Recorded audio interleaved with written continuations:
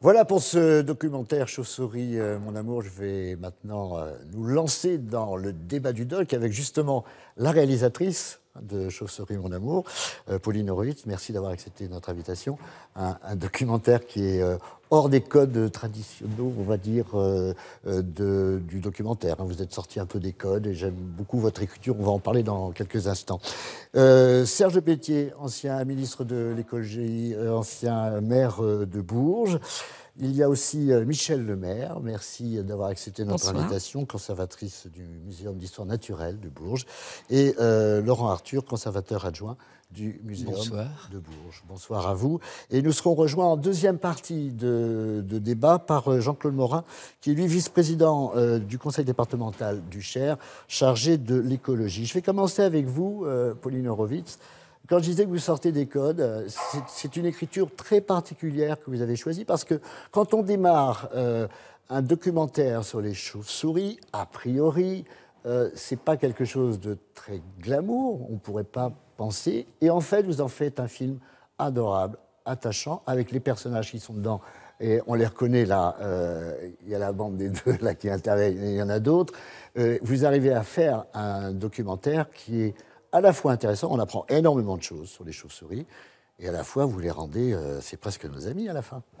J'espère bien. Les chauves-souris sont nos amis, et aussi les chiroptérologues. Les chiroptérologues, voilà. Voilà, qui sont les personnes amateurs ou professionnelles qui étudient et protègent et soignent les chauves-souris. Et le film est plutôt d'ailleurs sur le travail de tous ces amoureux des chauves-souris que sur les chauves-souris elles-mêmes. Et tant les chauves-souris que les humains sont... dans le film, sont des personnes, des belles personnes, tout simplement.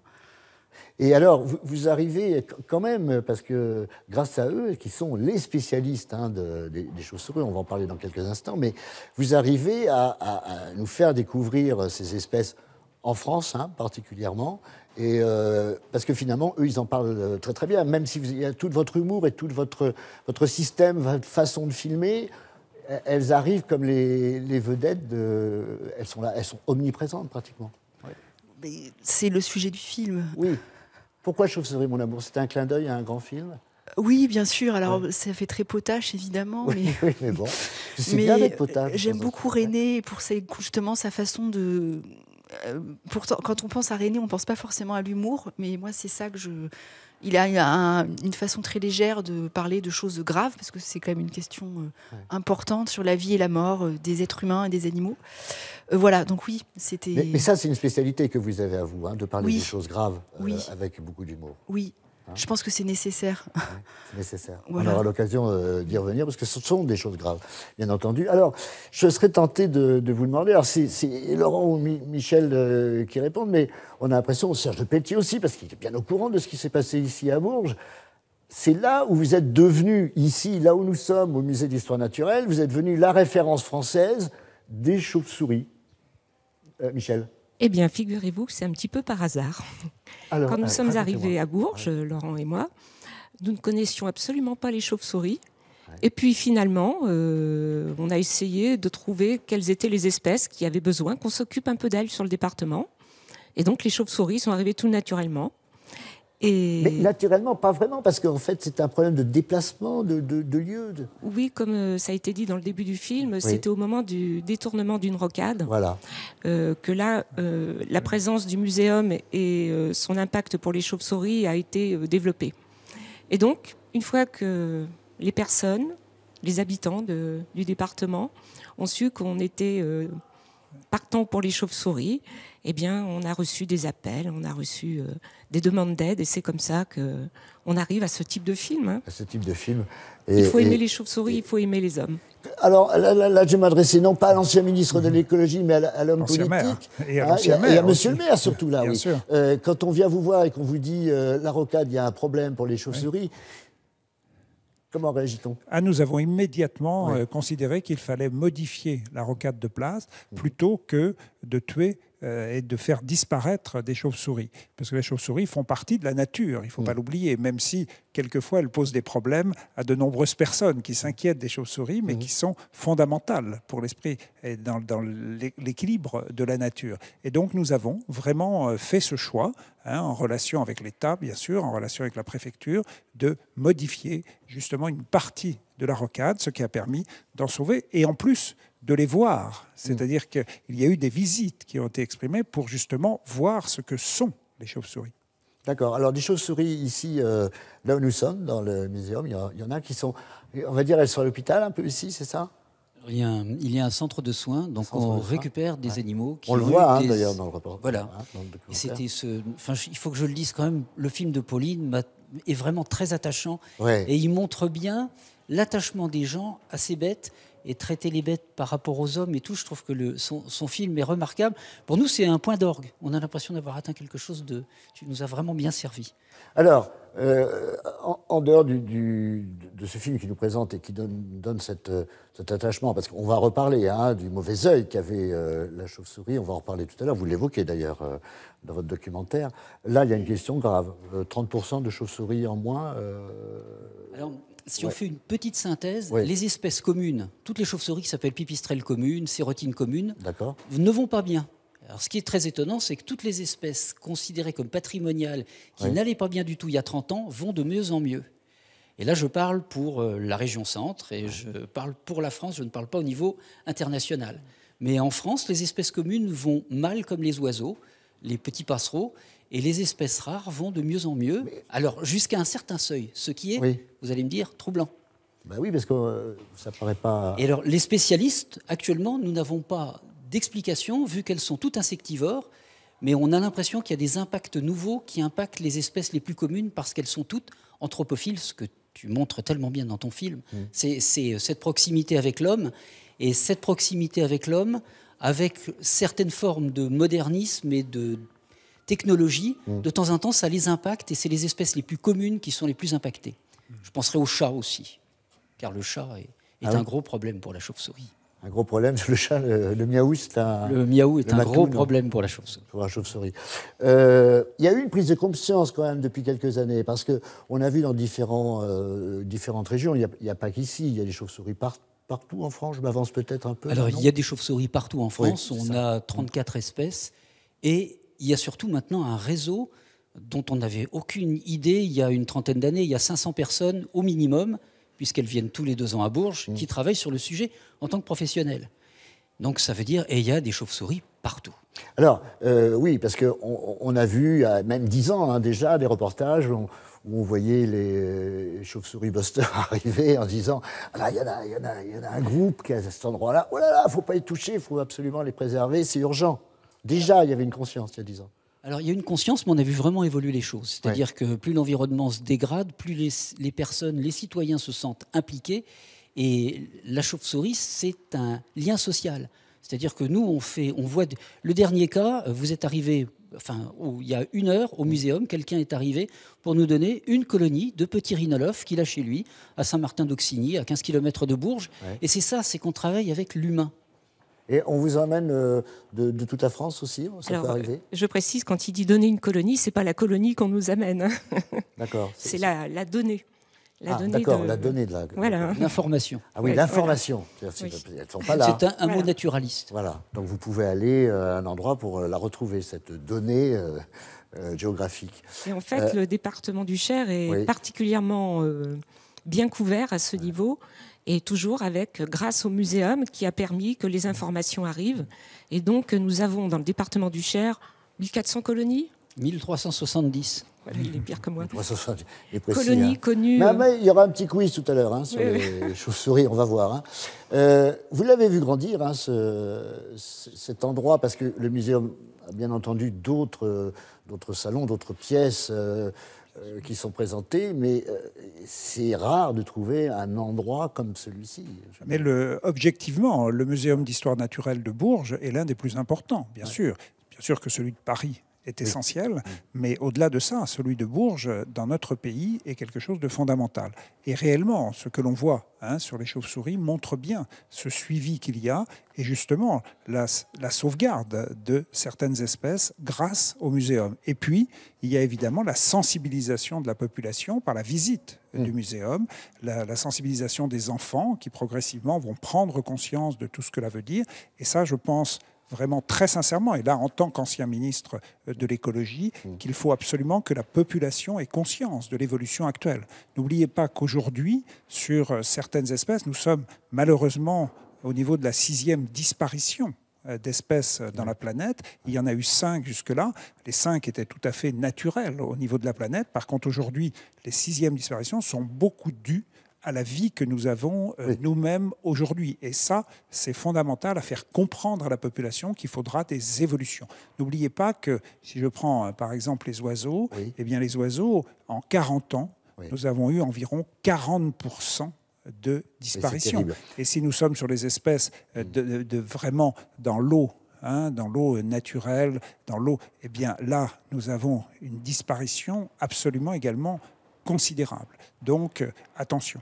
On va parler aussi d'autres animaux et qui sont proches de nous, comme les hérissons, les insectes comme les abeilles, parce que c'est des déclaré officiel qu'elles sont vraiment en difficulté et en voie d'extinction. Et là, le rapport avec l'homme est dramatique. Mais pour la chauve-souris, on va y revenir 30 secondes avant d'évoquer le mauvais œil de la chauve-souris, parce qu'il y a des gens qui sont là qui disent il faut parler de chauve-souris toute la soirée, de vampires toute la soirée. Non, arrêtez, stop.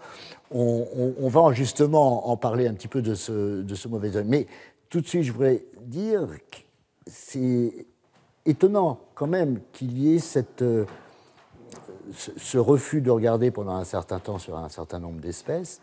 Et là, cette prise de conscience, et sur la chauve-souris, comme vous la rendez si sympathique, cette prise de conscience, là, on n'hésite pas maintenant à se dire on la regarde différemment maintenant.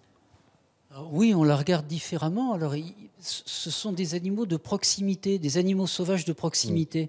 C'est-à-dire qu'on peut en avoir chez soi dans le grenier, dans la cave, et les gens s'y attachent. Et ceux qui en ont, c'était le sujet du film, c'est d'essayer de découvrir la nature sauvage par un animal qui vient simplement habiter chez nous et qui de temps en temps pose des petits problèmes parce qu'il ne faut pas se voiler la face non plus. Abriter une colonie de 20 oreillards, c'est très bien. Avoir une colonie de 150 sérotines, c'est très bien, mais les contraintes ne sont pas les mêmes. Et nous, on est là aussi pour accompagner les particuliers qui sont confrontés à des problèmes. On arrive à résoudre beaucoup de petits soucis qui sont généralement, et surtout répondre aux questions, aux questionnements des personnes.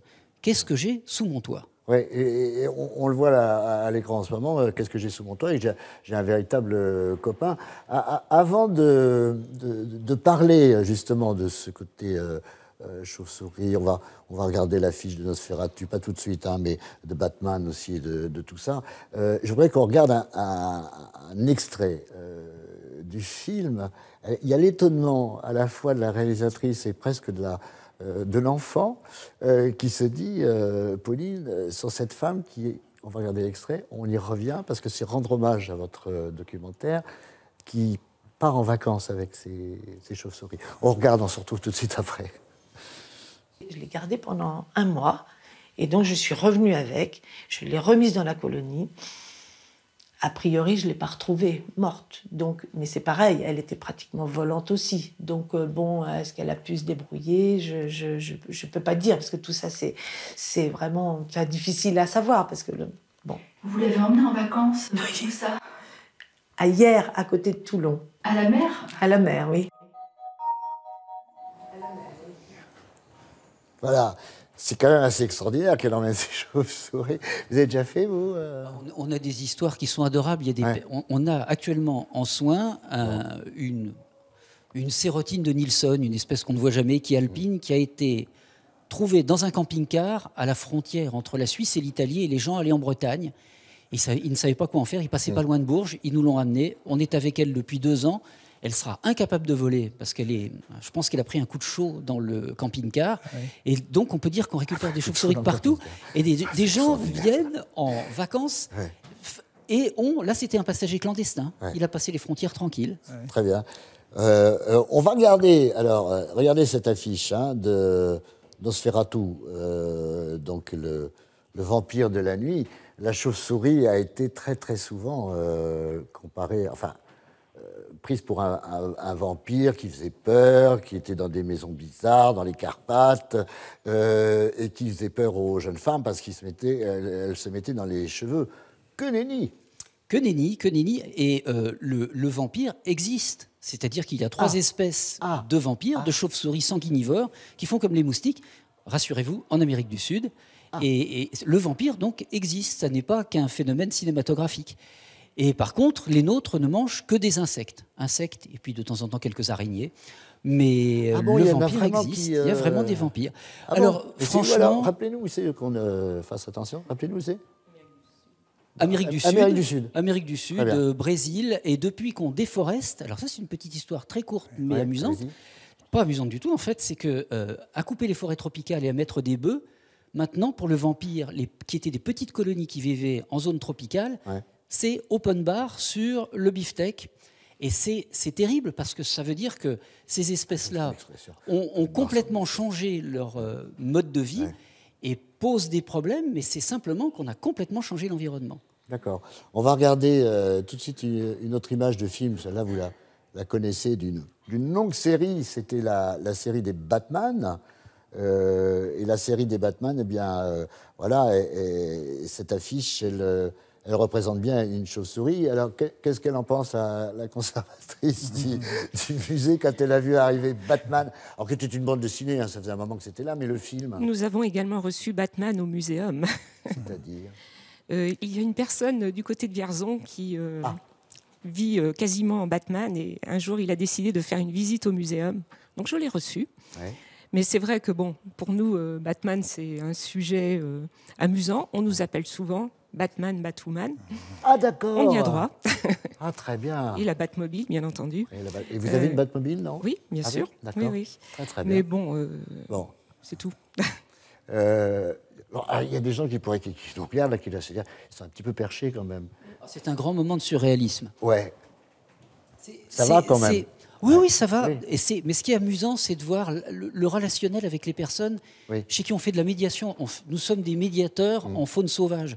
Il y a des plombiers, nous sommes plombiers en chauve-souris quelque part. Donc on nous fait venir quand il y a un problème de cohabitation, un questionnement, ou le bonheur de montrer, comme les personnes qui sont passées tout à l'heure, j'ai une colonie chez moi, et ils nous amènent les photos des petits.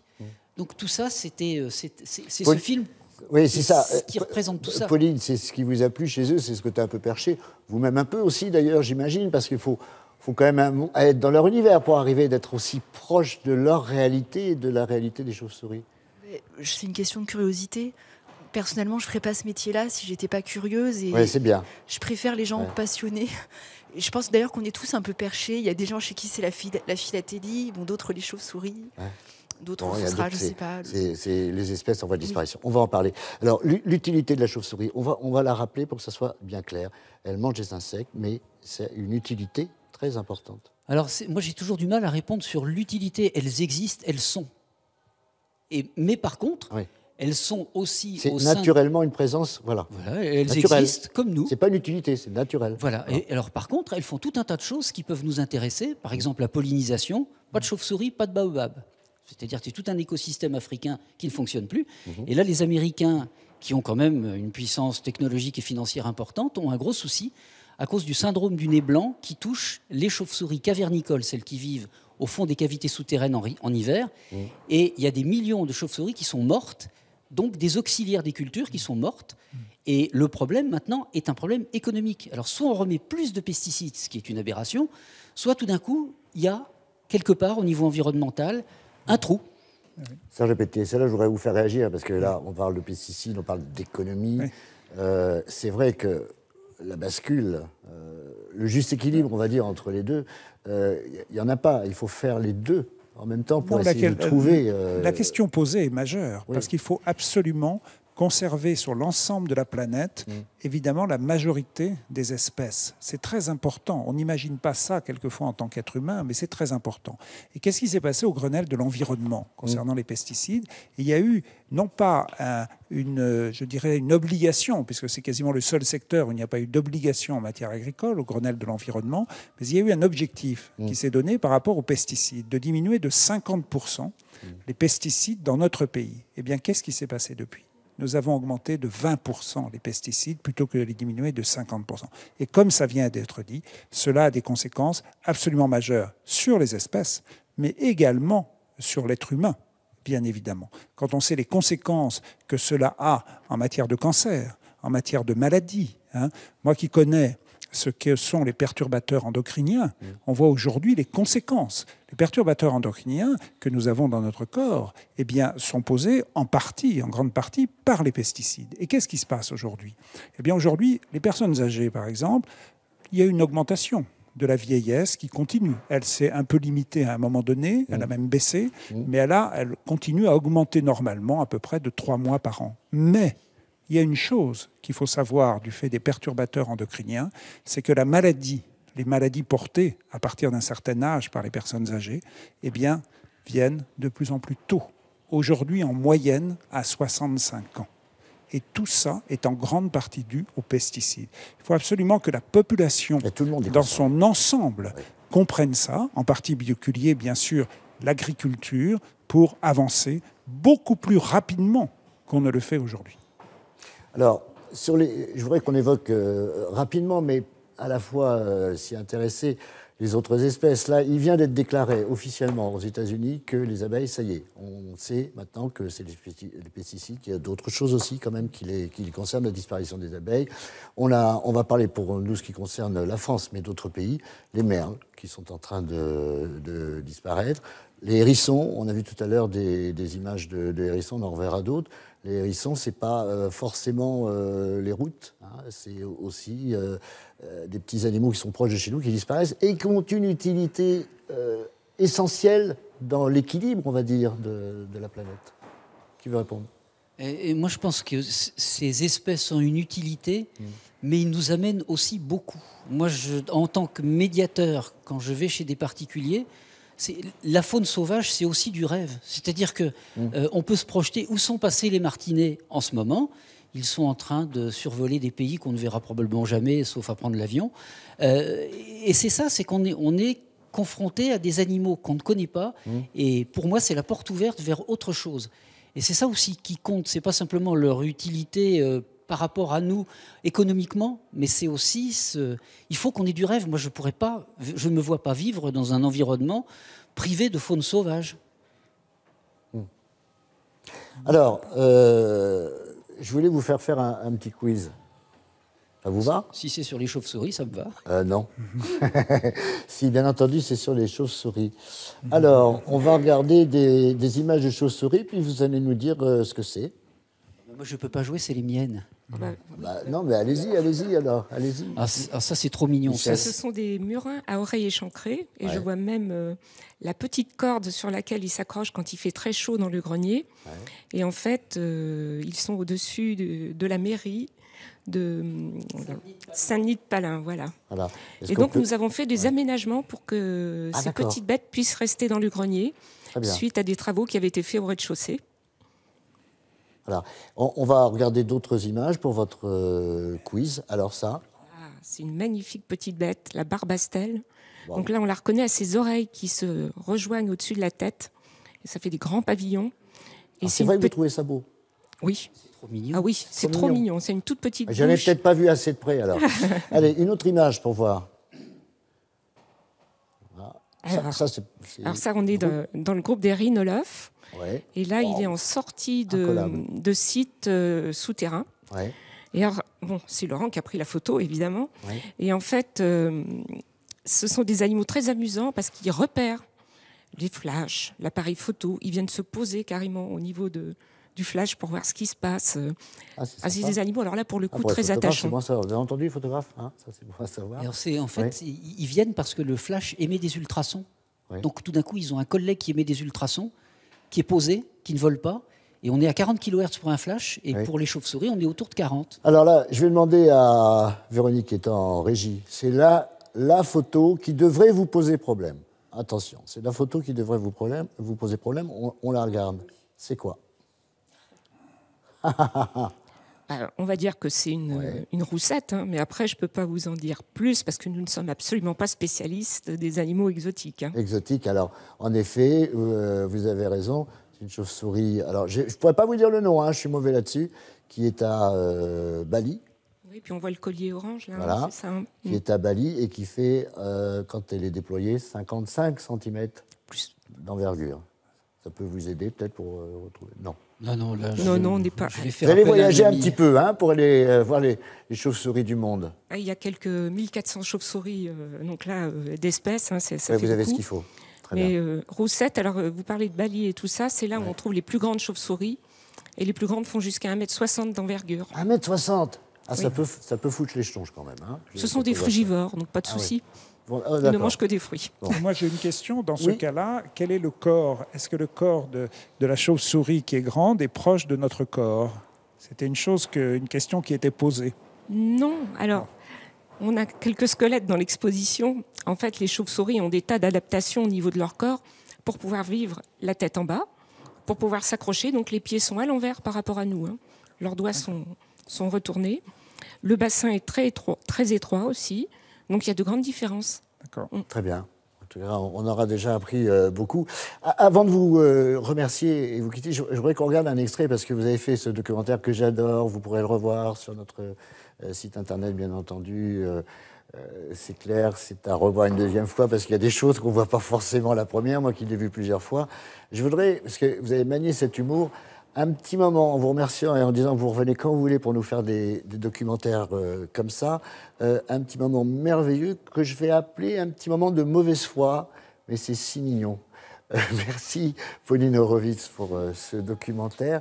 On regarde ce petit moment de mauvaise foi et on se retrouve tout de suite après. Merci à vous. Ce système de protection de votre voiture, là, vous l'avez mis en place à quelle occasion? Eh ben, l'occasion il y avait plein de poussière sur la voiture et je voulais la protéger. Et j'ai cherché un système pour pas qu'il soit pratique, aussi bien pour moi que pour mon épouse. Juste de la poussière qui est tombée des poutres là-haut? Quand il y a du vent, d'ailleurs il n'y a qu'à voir sur la bâche, là. Il y a beaucoup de poussière dessus. Monsieur Monet craint de porter préjudice aux chauves-souris en parlant ouvertement des chutes de guano sur le toit de sa voiture. Parce que c'est pas par rapport aux crottes de chauve-souris que Non. vous avez ça? Non. Ça n'a rien à voir. Et vos chauves-souris, elles sont où, monsieur Monet, en fait? Au-dessus, là. Dans le... Ou la porte ouverte. Là où la porte est ouverte ou là-haut? Parce qu'on m'a dit que vous en aviez beaucoup. Oui, On m'a dit au moins 300. oui. 300? Je l'adore, ce monsieur. Parce qu'il n'est pas de mauvaise foi, en fait. Il est tellement content que sa femme s'occupe des chauves-souris que le guano, hein, c'est les crottes. Les chauves-souris très font des crottes. C'est très poussiéreux, hein, on a vu. Oui, ça dans part entre le pouce et l'index, c'est à ça qu'on différencie les crottes de chauves-souris de Enfin, quand souris. même, bon, il est un peu pour le respect des espèces et tout machin, mais sa voiture.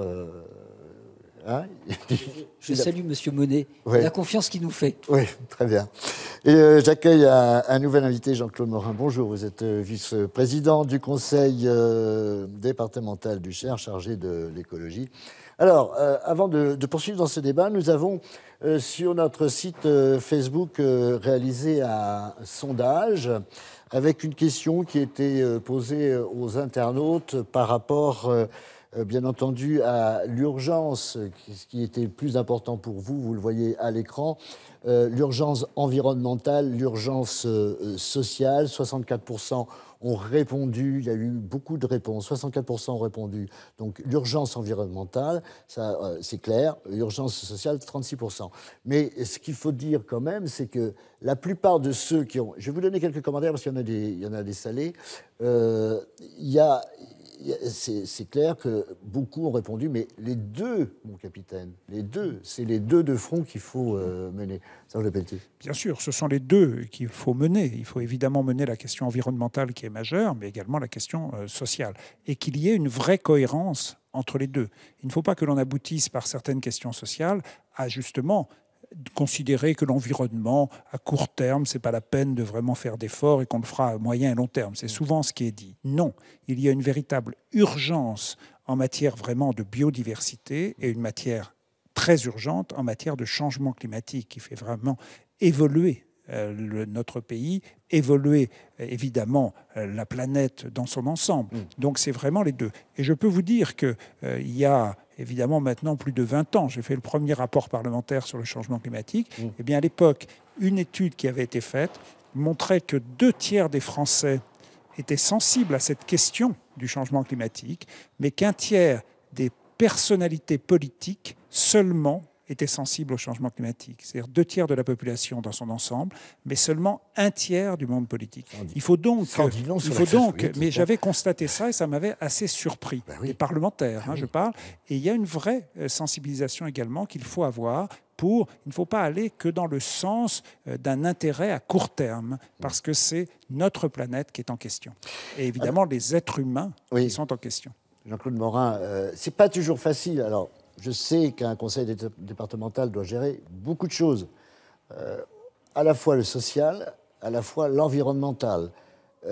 C'est pas toujours facile parce que les actions qui sont menées pour sauver ou pour préserver les espèces ou pour aller vers le changement climatique, enfin, améliorer notre vie par rapport au changement climatique, vers la transition écologique, quelquefois ces opérations-là coûtent très cher. Et puis vous avez, vous, cette urgence sociale que vous avez à gérer. C'est pas toujours facile. Vous vous occupez de l'écologie sur le département, mais je suppose qu'avec les autres membres, vous devez en discuter régulièrement, parce que quelquefois on atteint des budgets très très importants. Comment on procède dans ces cas-là ? Alors, le conseil départemental, déjà, a une compétence extrêmement importante, c'est dans le domaine social. Oui, énorme. Donc ça, c'est donc sa compétence principale. Oui. Nous avons donc à peu près 60% des charges qui sont consacrées au social. Donc, comme vous le voyez, donc c'est quand même un secteur que nous connaissons bien. En ce qui concerne l'environnement, là aussi, nous avons des démarches qui sont donc volontaires. Et c'est pour ça que nous avons donc créé donc les espaces naturels sensibles, qui sont donc des lieux prioritaires donc dans tout le département. Nous en avons 17. Nous allons donc en consacrer donc 6 nouveaux qui vont donc arriver donc en 2019. C'est un peu un exemple, le Cher, pour ça. Nous sommes un exemple, effectivement. Ouais. Dans la région centre, nous sommes en tête. Et puis, nous ne sommes pas les seuls au niveau national. Ouais. Mais nous sommes assez développés et nous continuons dans ce domaine. Donc, ces espaces sont là, justement, donc, pour garder donc, et prioriser donc, toutes les espèces donc, floristiques et animalières pour arriver donc, à garder un pôle important. Il me semble que les départements qui seront en avance dans ce domaine, dans l'avenir, auront un point important pour développer donc l'activité, attirer donc les nouvelles populations. Je pense que ces espaces naturels sensibles sont répartis sur tout le département du Cher, donc vraiment bien répartis. Ils sont à la fois donc en ville, donc proche de la ville, donc sur Bourges, mais également donc dans les espaces, dans les campagnes. Et le but, c'est vraiment donc d'attirer le maximum de populations dans ces espaces. Et le plus difficile pour moi, c'est donc les enfants, qui sont donc, contrairement aux enfants que j'ai été voici 10 ans, et maintenant les enfants qui ont 10 ans, nous passions, nous, donc les enfants... C'est pas vrai que ça passe. À la limite, la mauvaise génération, c'est la nôtre, c'est celle qui va suivre, qui va nous aider à faire le changement. Mais pourtant, leur avenir social est extrêmement dur. Oui, tout à fait, voilà. Ouais. Oui. Et puis donc, il faut dire aussi qu'ils passent de moins en moins de temps dans la nature, quoi. C'est ça que donc le monde actuel donc s'urbanise de plus en plus. Les enfants connaissent de moins en moins la nature, d'où l'importance d'avoir des espaces privilégiés pour les emmener donc redécouvrir ce que nous faisions donc naturellement. Et ça me paraît donc un point extrêmement important. Non, je suis tout à fait d'accord sur le fait qu'il faut absolument sensibiliser au-delà. Et aujourd'hui, c'est vrai qu'avec le numérique, avec tout ce qu'ont les enfants, l'iPhone, la tablette, etc., ils sont attirés par des tas de choses, mais ils n'ont pas forcément une relation toujours forte avec la nature. Et ça, je crois qu'il faut que les parents le comprennent. C'est complètement essentiel pour leur avenir. Michel et Laurent, lorsque on a vu dans certaines régions, allez, je ne parle pas d'ici, on a vu dans certaines régions des coûts pour préserver un petit scarabée qui ont atteint des sommets. est-ce qu'à un moment, on se pose la question, ou est-ce que vous trouvez, et je crois que c'est le cas, c'est pour ça que je vous pose la question, des modus vivendi avec ceux qui vont construire pour justement faire attention à ça, à la protection? Là, c'est indispensable. Je pense qu'on a un cas d'école. Il y a eu des expérimentations qui ont été faites sur des autoroutes avec des passerelles à chauve-souris qui ont été bien conçues, mal positionnées pour l'une d'entre elles. C'est très difficile après d'expliquer les investissements très lourds qui conduisent à un manque de réussite. Et là, quand vous dites très lourd, c'est de l'ordre de 200 000 €. Ouais. Mais c'est... Oui, c'est sur le coût d'une structure autoroutière ou d'une infrastructure routière, c'est très très peu. Mais ça reste quand même énorme. Pour moi, ça reste surtout énorme. s'il y en a plusieurs. Voilà. Là, la rocade nord va être tracée. Elle est tracée, mais elle va être ouverte dans 3 ou 4 ans. Et on est en train de travailler sur des aménagements, mais en essayant que ces aménagements soient en adéquation avec les financements qui sont à disposition aussi, et surtout en positionnant ces aménagements, de les tester sur le long terme. Là, on a une batterie de tests pour voir comment les bêtes vont réagir, sur des propositions, après seront-elles prises ou pas, mais pour vérifier après la pertinence de ce qu'on a mis en place, pour ne pas qu'on recommence des erreurs et qu'on redépense de manière cyclique de l'argent qui ne produira pas un bon effet. Et ça, c'est indispensable. Si on veut rester crédible par rapport aux politiques et par rapport aux citoyens, chaque euro qui est consacré à la protection de la nature doit être mesuré dans son efficience et sauver des bêtes, parce que c'est ça le but. D'accord, il ne faut pas de gaspillage, il y en a suffisamment par ailleurs. Je voudrais revenir, avant de vous poser une question à tous les quatre, sur le sondage. Alors, on a eu des réactions qui disaient que la question était ridicule, parce que les deux peuvent on va pouvoir les résoudre en même temps. Moi, pas si sûr que ça va pas forcément être facile. Il y en a un qui nous a dit carrément, et là je le remercie, il s'appelle Dectap, que c'était un sondage à la con. Et puis, il y en a un autre qui nous a dit qu'il n'y avait pas d'incompatibilité, les deux, à moins de diviser pour mieux régner. Alors, je ne sais pas à quoi ils voulaient faire appel. On va parler justement de la crise sociale actuelle, justement. Et puis, il y en a une alors, qui est très, très en colère. Elle fait, de toute manière, c'est Serge et Corinne, hein, tous les deux. Il y en a un qui dit « rien à foutre de la biodiversité » et Corinne qui dit « urgent de mettre la France au boulot ». Bon, alors, je vais vous poser la question à tous les cas, parce que c'est quand même... des réactions qui sont assez vives. On a le mouvement des Gilets jaunes. Ah, vous allez me dire, encore, il nous vient avec les Gilets jaunes. Non, il y a un problème de fond général, social en France.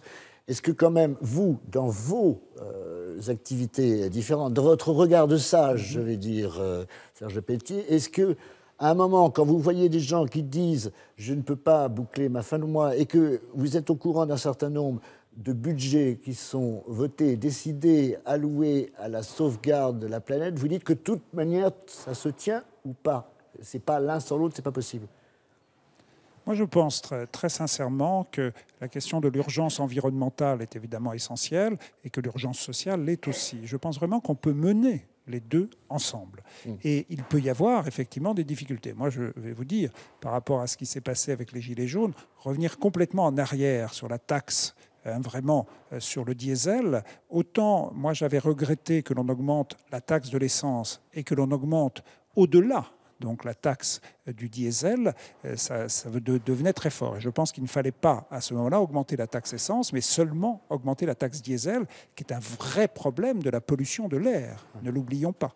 Et donc, il y a des choses comme ça. Et moi, je regrette qu'on ne soit pas venu en arrière, bien sûr, qu'on soit venu en arrière, au contraire, sur la question du diesel. Et ça, il fallait trouver une solution, en liaison, évidemment, avec ce qui était demandé, aux difficultés que ça pouvait poser.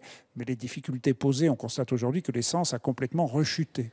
Donc nous sommes là sur des choses où il faut vraiment, quelquefois, dépasser ces débats. Et je voudrais, si vous me le permettez, employer un deuxième secteur qui est extraordinairement important, qui est celui de l'agriculture.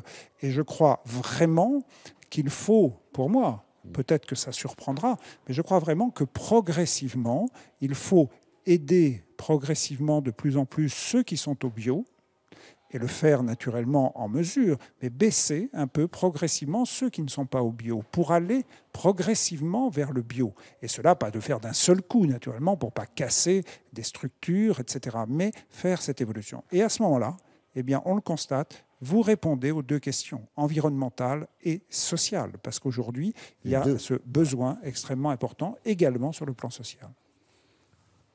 Conseil départemental. C'est vraiment une très bonne question, premièrement. C'est une question de société qui est vraiment d'actualité, mais qui était sous-jacente depuis déjà un certain temps. 40 ans. Voilà. Donc, ce qui est vrai qu'elle arrive maintenant, elle explose, donc en fin 2018 et 2019. Mais c'est vraiment une question. Je pense que il faut nous rapporter plusieurs réponses. Une seule réponse de choc par des lois et des décrets et des règles ne permet pas d'aboutir donc à un bon résultat. Je pense qu'il est impératif que les gouvernements, tel qu'il soit en adéquation avec la population. On ne peut pas donc voter des lois et puis l'appliquer d'une manière autoritaire à la population. Et la réaction, elle est là maintenant. Et maintenant, malheureusement, on a un effet contraire. Des gens qui étaient plutôt partants pour la biodiversité, qui étaient prêts à faire des efforts, se sentent un petit peu choqués maintenant par les efforts financiers qu'ils doivent faire. Et maintenant, il y a donc une cassure qui s'est faite dans le pays et qui me paraît donc assez compliquée à régler. Donc donc là, je pense qu'il faut travailler impérativement de concert entre les gouvernants, nos gouvernants et donc la société, car le faire brutalement, malheureusement, aboutit à l'inverse de ce qu'on cherche à obtenir. Laurent, quand on voit marqué sur le dos des Gilets jaunes, moi, le problème de la planète, je m'en fiche, c'est mes fins de mois qui m'intéressent. Comment vous réagissez, vous ? Moi, c'est des gens qui m'intéressent. Ce sont les personnes. Alors, moi, je passe toute mon année à me promener dans le département et les chauves-souris ne choisissent pas les maisons dans lesquelles elles atterrissent. Enfin, si elles les choisissent, mais c'est de manière totalement aléatoire. Donc là, moi, je rencontre des gens de tout milieu socio-professionnel, de tout. Et notre rôle, c'est justement d'expliquer. Enfin, si on n'arrive pas à expliquer pourquoi il est important de conserver des espèces chez soi, pour moi, j'ai raté ma vocation où on n'a pas retransmis ce qu'il fallait retransmettre. Ça fait quand même plusieurs générations qu'on essaye de faire des choses et qu'on n'y arrive pas. Moi, je pense qu'on manque de médiateurs, on manque de personnes pour aller partout et semer la bonne parole. Peut-être de professeurs, tout simplement. On pourrait peut-être. Là, j'ai l'impression qu'on met un petit coup à l'éducation nationale, là, en disant vous n'avez pas fait peut-être pas forcément votre boulot sur l'avenir de la planète, quoi. Hein non. On peine un petit peu là pour l'éducation nationale, puisqu'il y a eu quand même de grosses baisses des heures attribuées pour justement tout ce qui est écologie et environnement. Est-ce que c'est pas arrivé un peu tard ? C'est jamais trop tard. Enfin, il faut espérer, du moins. Et puis, bon, je pense que nous, on travaille dans un muséum parce que justement, notre but, c'est de pouvoir sensibiliser la population. Mais ça ne suffit pas, sensibiliser. Je pense que maintenant, beaucoup de gens sont sensibilisés, mais maintenant, il faut passer le pas, il faut agir aussi. Et là, on n'y est pas encore tout à fait. Alors, si je vous comprends bien, votre muséum, c'est l'histoire de ce qui s'est passé avant et c'est l'histoire qui va se passer demain. C'est comme ça que vous voyez votre muséum. Oui, complètement. C'est pas véritablement un musée, finalement. C'est un endroit. Non. Un muséum d'histoire naturelle, pour moi, c'est ça. Oui, c'est ça, mais ça permet aussi à enseigner. Je veux dire, la preuve est à penser à demain. Tout à fait. Sœur de Pétier, oui, et ce qui est pour moi très, très important, c'est de faire comprendre. On comprend les gens qui manifestent, qui peuvent avoir des problèmes personnels, qui veulent faire avancer. Mais il faut aussi expliquer et leur faire comprendre que les jeunes qui ont aujourd'hui 20 ans vont au cours des 80 ans qui viennent, c'est-à-dire en allant jusqu'à 2100, vont vivre des choses sur le plan du changement climatique, mais également sur le plan de l'évolution de la nature, quelquefois extraordinairement difficiles. Et ça, il faut que tout le monde en soit conscient, et surtout que, comme ça vient d'être dit d'ailleurs, qu'il y ait un vrai échange en discussion, que ça ne se fasse pas comme ça de façon obligatoire de telles choses, mais qu'on sensibilise pour faire avancer. Le changement climatique est un sujet majeur et aujourd'hui, malheureusement, encore assez souvent, on nous dit oui, mais on résoudra le problème à moyen et long terme, à court terme, on ne peut pas le faire. Mais il faut savoir que ce qui se passe aujourd'hui, et malheureusement depuis 30 à 40 ans, eh bien, aura des conséquences dans les 30, 50 ans qui viennent, et c'est fait.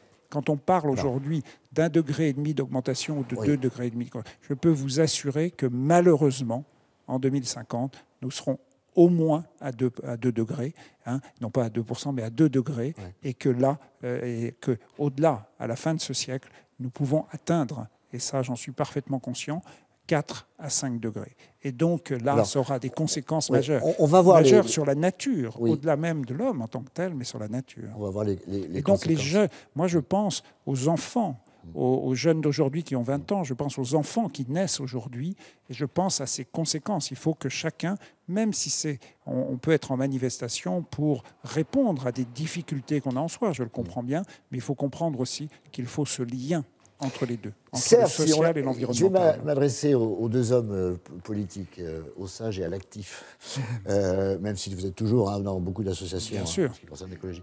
Est-ce que vous ne trouvez pas justement que...